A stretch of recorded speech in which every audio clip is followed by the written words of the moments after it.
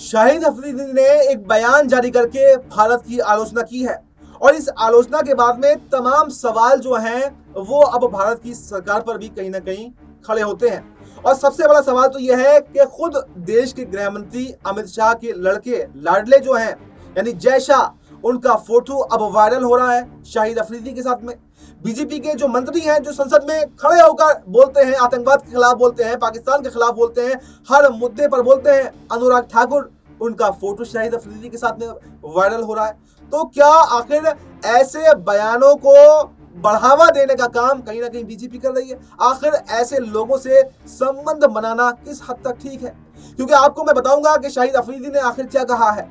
पहलगाम हमले, आतंकी हमले के बाद में जहां पूरा देश हमारा शोक में है, तो उधर पाकिस्तान टीम के पूर्व कप्तान शाहिद अफरीदी शोक तो जता ही नहीं रहे और उम्मीद भी नहीं है, लेकिन अब भारत पर उल्टा ही इल्जाम लगाने लगे हैं और बेतुके बयान भारत के खिलाफ दे रहे हैं। और उनको इतनी भी शर्म नहीं आई कि अभी तो मासूमों की जान की चिताएं ठंडी भी नहीं हुई हैं और आपने शोक जताने की जगह उल्टा बयानबाजी करना शुरू कर दिया।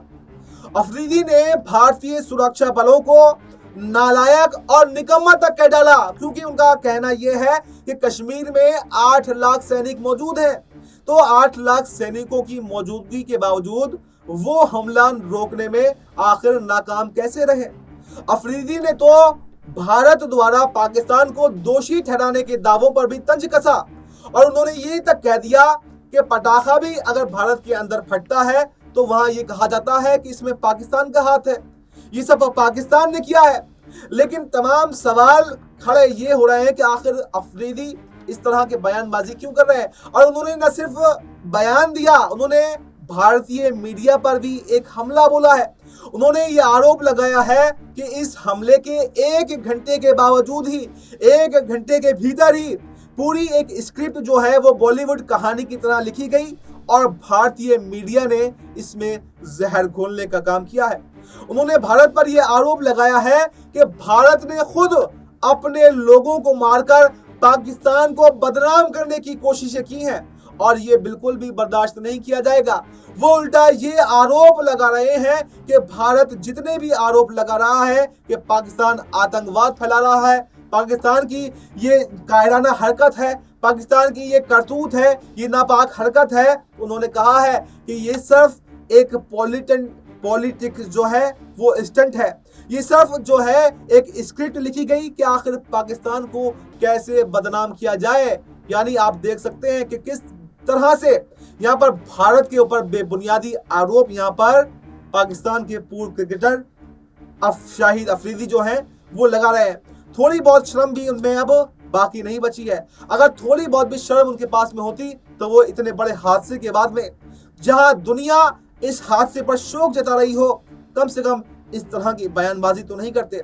और इसके साथ ही न सिर्फ आरोप लगा रहे हैं बल्कि भारत सरकार से वो सबूत भी मांग रहे हैं कि सबूत दिखाइए कि आखिर कैसे आप ये आरोप लगा रहे हैं कि वो पाकिस्तानी आतंकवाद थे। अरे भैया, दुनिया ये जानती है कि आतंकवाद कहां से आता है, दुनिया ये भी जानती है कि ये सब कुछ किसने किया है। टेररिस्ट ग्रुप जो है इसकी पूरी जिम्मेदारी भी ले चुका है, लेकिन उसके बावजूद भी ये कह रहे हैं, सबूत मांग रहे हैं शाहिद अफरीदी भारत से। लेकिन तमाम सवाल यहाँ पर आपको मैं एक बयान भी सुनवाऊंगा जिसमें ये उन्होंने पूरा बयान दिया है, लेकिन उससे पहले आपको वो फोटो दिखाना चाहूंगा जो फोटो सोशल मीडिया पर वायरल हो रहे हैं, यानी जिसमें वो सब कुछ बातें कर रहे हैं और जो यहाँ पर वो जय शाह यानी अमित शाह के लड़के के साथ में बैठे हुए दिखाई दे रहे हैं और किस तरह से वो मुस्कुरा रहे हैं। और इसके अलावा जो बीजेपी मंत्री रह चुके हैं अनुराग ठाकुर, उनके साथ में भी किस तरह से वो साथ में बैठे हुए हैं, ये भी आपको जरूर दिखाएंगे। लेकिन इससे पहले सुनिए ये वो बयान जो उन्होंने शाहिद अफरीदी ने फिलहाल दिया है। मेरे ख्याल में हर चीज़ आप 1 घंटे तक दहशतगर्द वहाँ दहशतगर्दी करते रहे, ठीक है, वहाँ तक 8 लाख फौज में से कोई नहीं आया और जब आए तो 10 मिनट के ऊपर पाकिस्तान पे इल्ज़ाम लगा दिया। तो आई मीन कि खुद ही ब्लंडर्स मारते रहते हैं, खुद ही लोगों को मरवा देते हैं, फिर उनकी वीडियोस दिखाते हैं कि नहीं वो तो जिंदा है। तो आई मीन इस तरह का ना करें। हमने हमेशा देखिए दहशतगर्दी आप कोई भी मुल्क, कोई भी मज़हब सपोर्ट नहीं करता। और हम तो हमेशा अमन की, पाकिस्तान, हमारा दीन इस्लाम अमन का पैगाम देती है हमेशा। हमने हमेशा इंडिया के साथ अच्छे ताल्लुकात बनाने की कोशिश करते रहे हम लोग हमेशा। हमें काफ़ी थ्रेट्स मिलती रही वहाँ से, टूर से पहले हमें ये भी नहीं पता होता था कि हम जाएंगे कि नहीं जाएंगे। वर्ल्ड कप अगर आपको 16 को याद हो, हम लाहौर में ही थे, हमें तो पता ही नहीं था। मैं एज ए कैप्टन लीड कर रहा था टीम को, तो मुझे तो पता ही नहीं था कि हमने हमारी फ़्लाइट होनी है कि नहीं होनी। तो आई मीन स्पोर्ट्स जो है ना, वो हमेशा मैं बात करता हूँ कि स्पोर्ट्स डिप्लोमेसी हमेशा बेस्ट रहती है। स्पोर्ट्स की वजह से ही आपकी कबड्डी की टीम आ जाती है इंडिया से यहाँ, क्रिकेट नहीं खेलते आपस में। तो करना है तो फिर पूरी तरह बंद करो, अगर चलना है तो पूरी तरीके से चलो।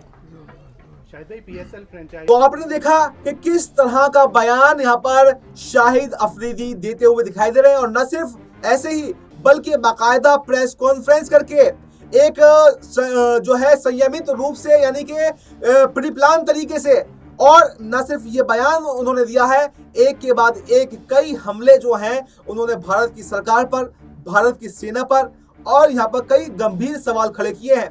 और ये सवाल कोई नए सवाल नहीं है। इस तरीके के सवाल 2019 में पुलवामा अटैक के दौरान भी लगाए गए थे।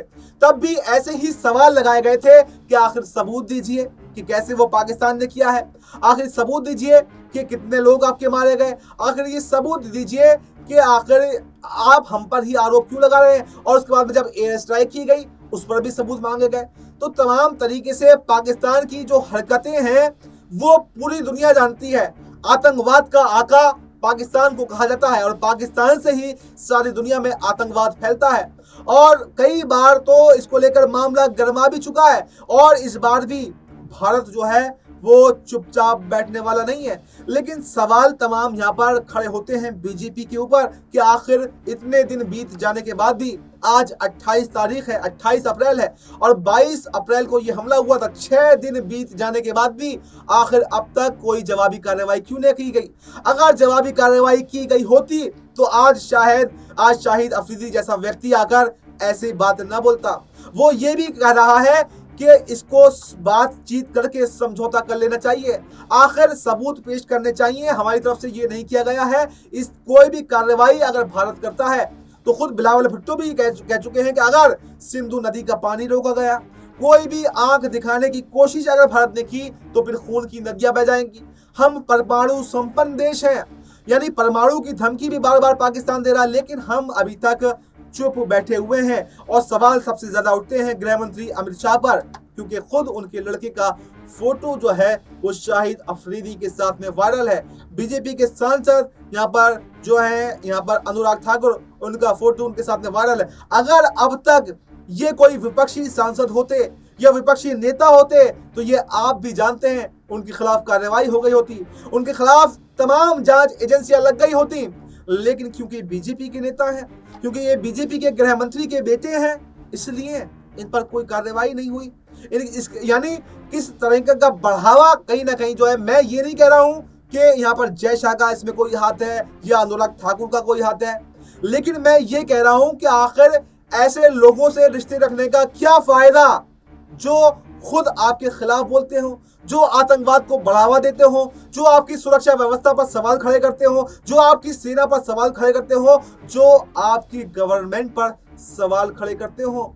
तो क्यों ना ऐसे लोगों से दूरी बनाई जाए, क्यों ना ऐसे लोगों का बहिष्कार किया जाए।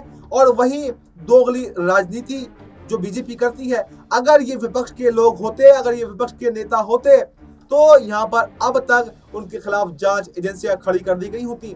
तो क्यों ना इस बात की भी जांच करवाई जाए कि आखिर कैसे शाहिद अफरीदी किसके इशारों पर काम कर रहे हैं। और तमाम बातों में अगर देखें तो आखिर शाहिद अफरीदी की इतनी हिम्मत कैसे हुई कि वो भारतीय सेना पर सवाल उठाए, और क्या उनके खिलाफ कार्रवाई नहीं करनी चाहिए। जहां आतंकवाद पर तो कार्रवाई करेंगे, लेकिन क्या शाहिद अफरीदी जैसे क्रिकेटर पर कार्रवाई नहीं होनी चाहिए।